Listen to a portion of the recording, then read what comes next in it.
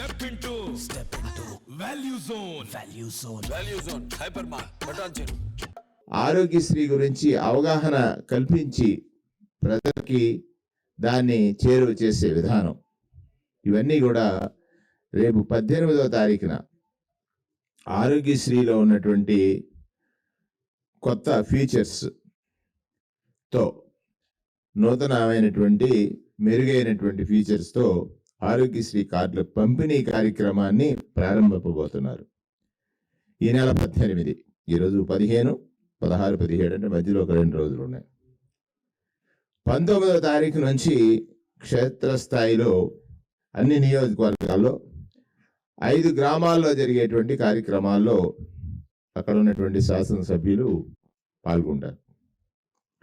ఇప్పటికే ఆరోగ్యశ్రీలో అంటే 5 లక్షల అనేటువంటి కాకుండా ఆరోగ్యశ్రీ పరిమితి 25 లక్షలకు పెంచారు. ఆరోగ్యశ్రీ పరిమితి 25 లక్షలు అంటే పౌరులందరూ గమనించాలి. అంటే 25 లక్షలకు సంబంధించినటువంటి ఆరోగ్యశ్రీ కార్డుల్ని ప్రతి కుటుంబానికి పంచేటువంటి ఒక నియమం. ఇది దేశంలోనే చారిత్రకమైనటువంటిది.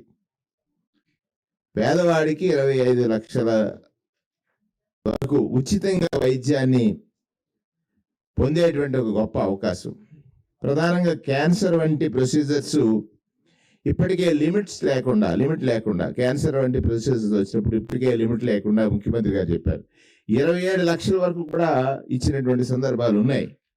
కానీ ఇవాళ దానిలో అందరికీ కూడా 25 లక్షల విలువైనటువంటి ఆరోగ్యశ్రీ కార్డుల్ని పంపిణీ చేసేటువంటిది ఆంధ్రప్రదేశ్ రాష్ట్రానికి ఇదొక గర్వకారణం. పేదవాడు పేదరికానికి భయపడకుండా బ్రతికేటువంటి రోజు. అంటే కులం మతం లేదు, పేదరికానికి ప్రామాణికం పేదరికమే కనుక ఆ పేదవాడు భయం లేకుండా బ్రతకొచ్చు. ఆరోగ్యం గురించి భయం లేకుండా బ్రతికేటువంటి గొప్ప అవకాశం. క్యాన్సర్ వంటి హై వాల్యూ ప్రొసీజర్స్కి గత 4 సంవత్సరాల్లో 1897 కోట్ల రూపాయలుగా పైన ఖర్చు చేశారు. 1897 కోట్ల రూపాయలు ప్రభుత్వం ఖర్చు చేసింది.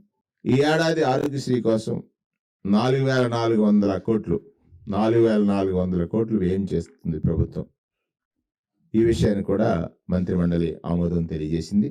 ఆనాడు చంద్రబాబు నాయుడు గారి ప్రభుత్వంలో ఆరోగ్యశ్రీ అంటే బకాయిలతో ఉండేది. 668 కోట్ల రూపాయలు బకాయిలు పెట్టిపోయారు ఆయన.